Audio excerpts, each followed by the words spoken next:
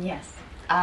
So my name is Vesta Sariola, and I'm here mainly, I think, because I do soul level readings for people. Within a reading, thinking of a city as a mindset, you could also think about the readings that I do, that I could arrange it so that it would appear as a city. When I'm reading for a person, then kind of accessing that person's information, and then within that city I would find different kind of paths, and trying to get into the exact point what that person has requested me to investigate at that time. So it would be kind of like entering a city and being led to the point where I find the right building or right room where the answer to the question actually is for that person. To think that, okay, there's a building within this city and this city belongs to that person, then I would be guided by instinct, really. And a question, for example, I tend to like to have clear questions to get it even straighter. So I would have that question in mind, and then I would be kind of led to that as if it had a compass or something that would point like, okay, well, that one is over there, and follow that. So not really like a roadmap, but more of a wandering around the city.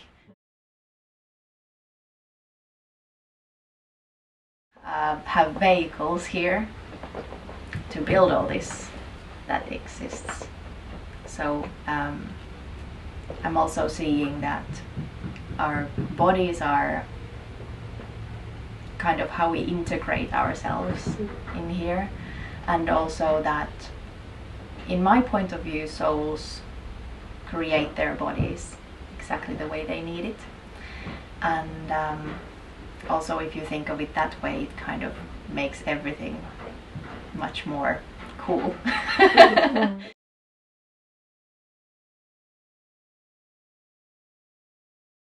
Drawbacks aren't actually exactly that, because your soul probably has a really good reason to have chosen something like that, and it's completely something other than having disabilities, for example, just because it's always for something good. And also a completely different concept from thinking like some person deserves something and some person doesn't deserve something. That's like a completely different mindset to think of it that way. What I'm talking about is more about that on the soul level there isn't such a thing as good characteristics and bad characteristics. There are just characteristics that help you with something. When the body is not healthy, it's true that it's kind of like on the physical level it doesn't really function properly. Also on the energetical level, it's like there are leakages on the energetical level, which yes causes energy loss, and which is basically can be seen as a negative thing on this level, because it makes it more difficult to do the ordinary stuff and so on. But the idea is in why it could be seen as something else than positive and negative is that it's when you look at it on the soul level, it's merely a phenomena, and everyone has their own reasons for their leakages, and karma is one of the reasons why we need to come here again and again in this body, because we have done something that creates consequences and we'll need to deal with the consequences. That's one of the points of views, like, okay, well this time I'll need to learn more about this aspect because I didn't quite understand what I did the last time.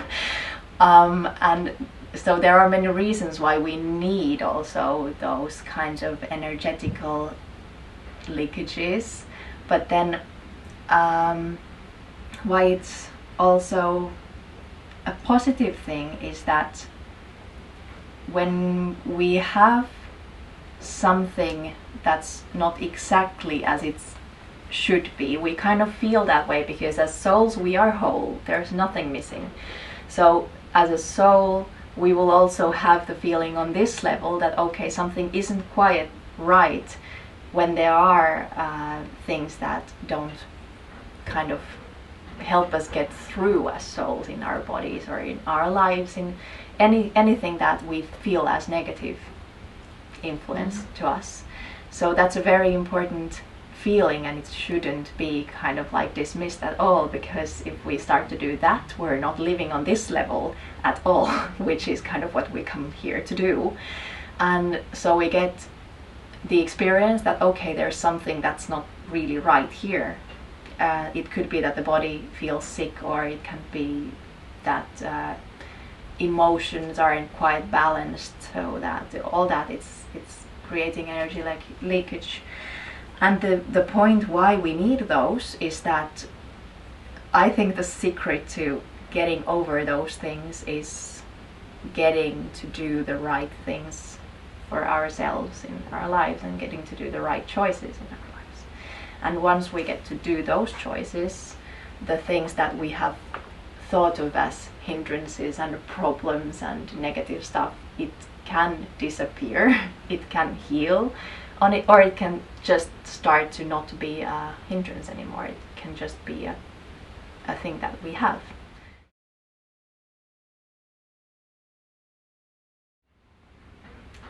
Like psychologically thinking, you can link anything that you experienced to your childhood. But when you think of it from my practice's point of view, there is a reason why you have certain kind of phenomena happening in your life when you are a child, like why you have certain kind of a pattern between your parents, and why those things happen to you, you could say. So in this point of view, there's nothing that's happening to you. There is just pure power that you create with. You choose exactly the kind of parents that you need, and the circumstances that you need for your childhood to reflect as fully as possible your past lives and what's left from there. So that's kind of in this practice we think of it that way. So maybe it's enough to remember stuff from childhood to get to those things, and that could be perfectly enough. But why we don't kind of need memories from our past lives actively is more about maintaining sanity. Really, because also if we think of it, we live in this society and in this culture where certain things and norms are just like to be obeyed, and also very naturally, so that you don't need to choose in every situation, like okay, will I be the medieval me now, or will I kind of use the toilets actually. So it's like we need that. It's also about the framework that we need to build a city to actually kind of get stuff done.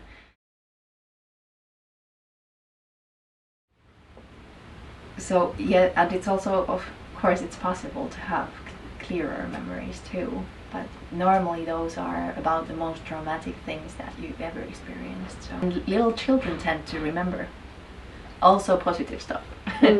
And of course, in this society, the way the society thinks now, it's kind of like a banned thing, like they're called imagination. For example, reading for a very logical, analytical person looks very different than to someone more artistically thinking. Those are, of course, things that aren't like, of course, everyone has logic and everyone has art kind of within themselves, but it basically, the whole reading reflects the person too. Like if it was a city that I would be using, it would look different for different people. For some it would be an old city that's kind of like cozy and nice. For some it could be a very modern structured thing with very clear signs. A person is investigating their house, which would be kind of like their identity, the personality. Of course, the personality is affected by the other houses, and basically the traditional psychologic point of view would be to investigate your house and the houses next to it. But then within the reading you can kind of understand, hey, okay, what's the culture in this city?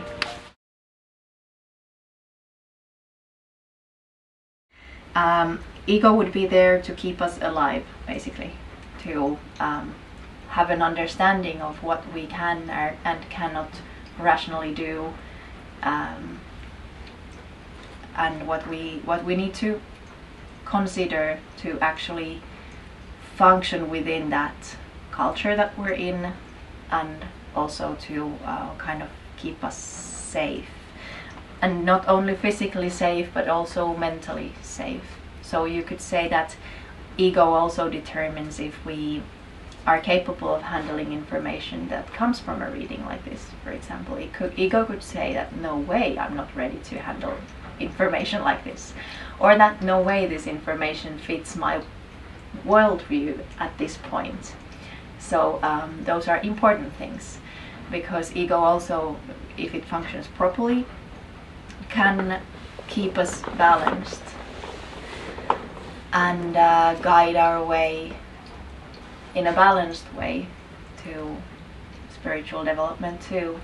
And if ego doesn't function properly, it can be very, very, very many different kind of things. You could say that ego also can be the thing that chooses some traits as hindrances, kind of like if we have a certain kind of body and we feel pain, for example, ego could be the one that's saying that the pain is a bad thing and we'll need to eat a pill to get rid of it, for example.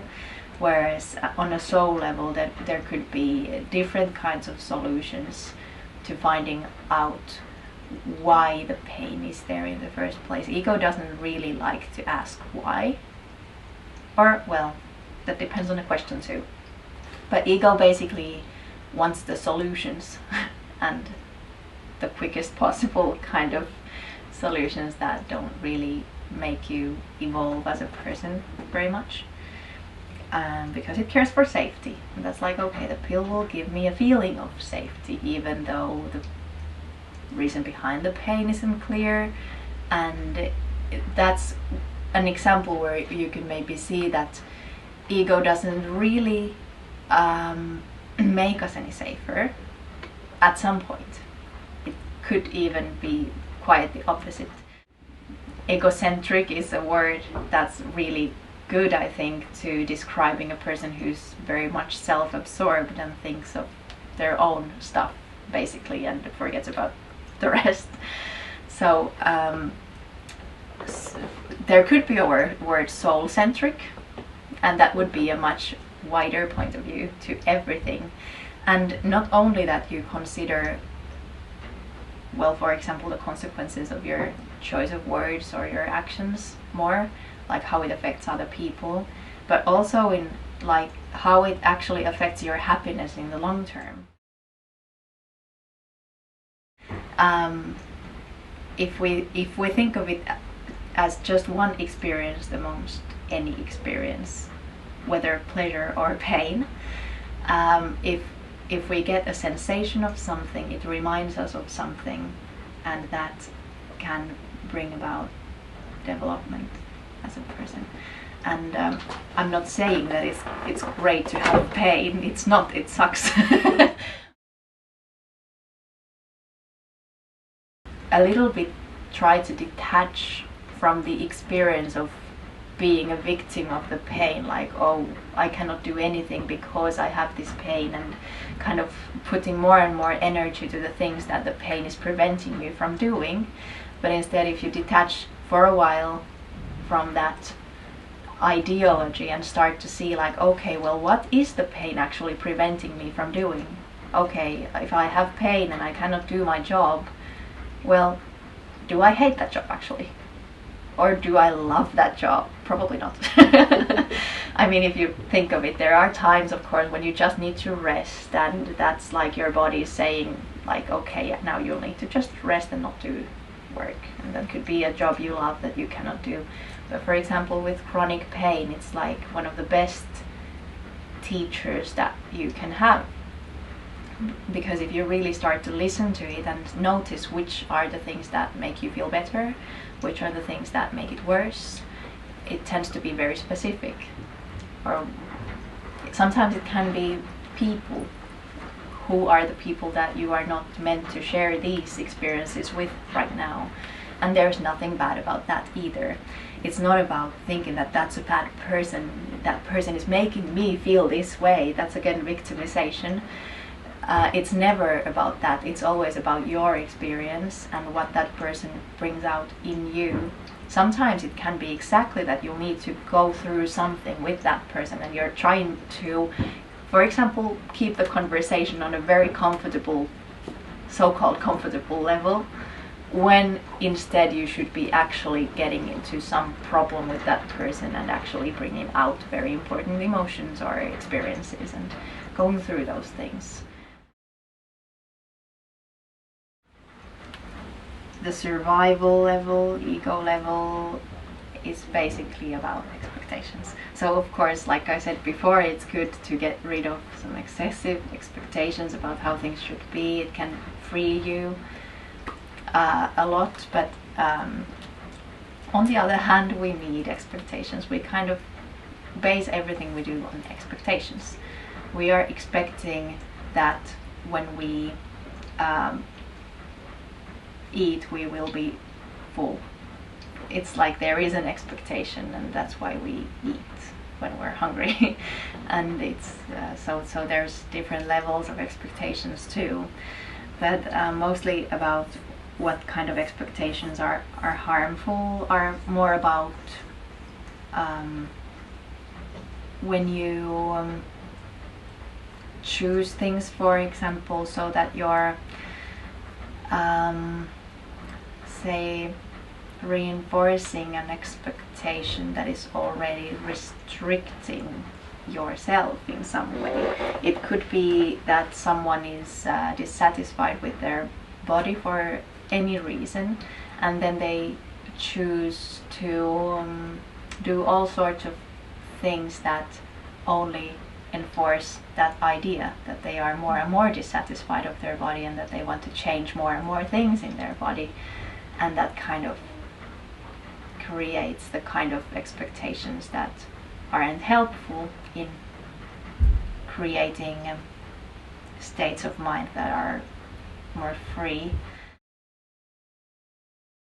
Like, okay, well, if you think of it from this point of view, and that the person was trying actually to do this but ended up doing this, so there's lots of that.